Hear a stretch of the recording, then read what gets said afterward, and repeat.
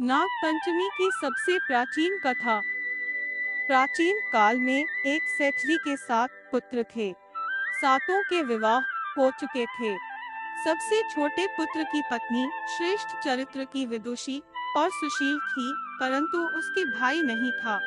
एक दिन बड़ी बहू ने घर लीपने को पीली मिट्टी लाने के लिए सभी बहुओं को साथ चलने को कहा, तो सभी धलिया और खुरपी लेकर मिट्टी खोदने लगी।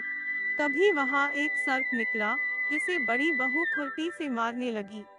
यह देखकर छोटी बहू ने उसे रोकते हुए कहा, मिनुस मत मारो इसे, यह बेचारा निरपराध है। यह सुनकर बड़ी बहू ने उसे नहीं मारा। तब सर्प एक ओर जा बैठा। तब छोटी बहू ने उससे कहा, मिनुस हम अभी लौट कर आती है, तुम यहाँ से जाना मत। यह कहकर वह सबके साथ मिट्टी लेकर घर चली गई और वहाँ कामकाज में फंसकर सर्प से जो वादा किया था उसे भूल गई। उसे दूसरे दिन वह बात याद आई तो सबको साथ लेकर वहां पहुंची और सर्प को उस स्थान पर बैठा देखकर बोली, सर्प भैया नमस्कार। सर्प ने कहा, मिनुस तू भैया कह चुकी है, इसलिए तुझे छोड़ देता हूँ, नहीं तो झूठी बात कहने के कारण तुझे अभी डस लेता। वह बोली, भैया मुझसे भूल हो गई, उसकी क्षमा मांगती हूँ। तब सर्प बोला, अच्छा, तू आज से मेरी बहन हुई और मैं तेरा भाई हुआ, तुझे जो मांगना हो मांग ले। वह बोली, भैया मेरा कोई नहीं है, अच्छा हुआ जो तू मेरा भाई बन गया। कुछ दिन व्यतीत होने पर वह सर्प मनुष्य का रूप रखकर उसके घर आया और बोला कि मेरी बहन को भेज दो। सबने कहा कि इसके तो कोई भाई नहीं था, तो वह बोला, मैं दूर के रिश्ते में इसका भाई हूँ, बचपन में ही बाहर चला गया था। उसके विश्वास दिलाने पर घर के लोगों ने छोटी को उसके साथ भेज दिया। उसने मार्ग में बताया कि मैं वही सर्प हूँ, इसलिए तू डरना नहीं और जहाँ चलने में कठिनाई हो वहाँ मेरी पूंछ पकड़ लेना। उसने कहे अनुसार ही किया और इस प्रकार वह उसके घर पहुँच गई। वहाँ के धन ऐश्वर्य को देखकर वह चकित हो गई।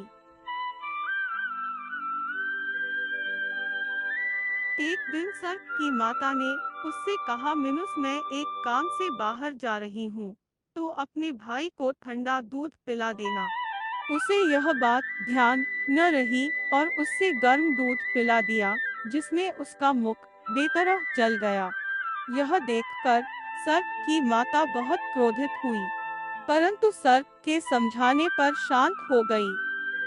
तब सर्प ने कहा कि बहन को अब उसके घर भेज देना चाहिए। तब सर्प और उसके पिता ने उसे बहुत सा सोना, चांदी, जवाहरात, वस्त्र, भूषण आदि देकर उसके घर पहुंचा दिया। इतना ढेर सारा धन देखकर बड़ी बहू ने ईर्ष्या से कहा, भाई तो बड़ा धनवान है, तुझे तो उससे और भी धन लाना चाहिए। सर्प ने यह वचन सुना तो सब वस्तुएं सोने की लाकर दे दी। यह देखकर बड़ी बहू ने कहा, मिनुस इन्हें झाड़ने की झाड़ू भी सोने की होनी चाहिए। तब सर्प ने झाड़ू भी सोने की लाकर रख दी। सर्प ने छोटी बहू को हीरा मणियों का एक अद्भुत हार दिया था। उसकी प्रशंसा उस देश की रानी ने भी सुनी और वह राजा से बोली कि सेठ की छोटी बहू का हार यहाँ आना चाहिए। राजा ने मंत्री को हुक्म दिया कि उससे वह हार लेकर शीघ्र उपस्थित हो। मंत्री ने सेठ जी से जाकर कहा कि महारानी जी छोटी बहू का हार पहनेंगी, वह उससे लेकर मुझे दे दो। सेठ जी ने डर के कारण छोटी बहू से हार मंगाकर दे दिया। छोटी बहू को यह बात बहुत बुरी लगी। उसने अपने सर्प भाई को याद किया और आने पर प्रार्थना की, भैया रानी ने हार छीन लिया है, तुम कुछ ऐसा करो कि जब वह हार उसके गले में रहे तब तक के लिए सर्प बन जाए और जब वह मुझे लौटा दे तब हीरो और मणियों का हो जाए। सर्प ने ठीक वैसा ही किया।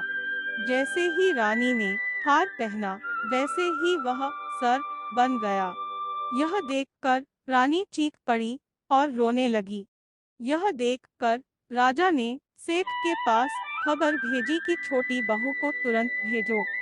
सेठजी डर गए कि राजा न जाने क्या करेगा। वे स्वयं छोटी बहू को साथ लेकर उपस्थित हुए।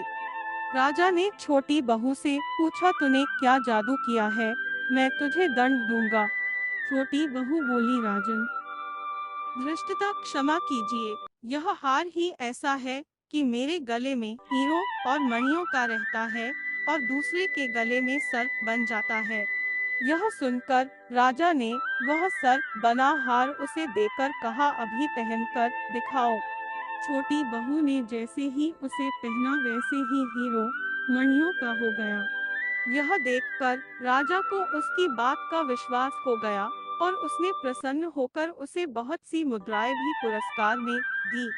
छोटी वह अपने हार और इन सहित घर लौट आई। उसके धन को देखकर बड़ी बहू ने ईर्ष्या के कारण उसके पति को सिखाया कि छोटी बहू के पास कहीं से धन आया है। यह सुनकर उसके पति ने अपनी पत्नी को बुलाकर कहा, ठीक ठीक बता कि यह धन तुझे कौन देता है। तब वह सर्प को याद करने लगी।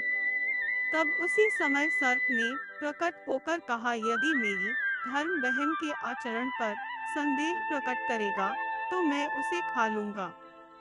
यह सुनकर छोटी बहू का पति बहुत प्रसन्न हुआ और उसने सर्प देवता का बड़ा सत्कार किया। उसी दिन से नाग पंचमी का त्योहार मनाया जाता है और स्त्रियां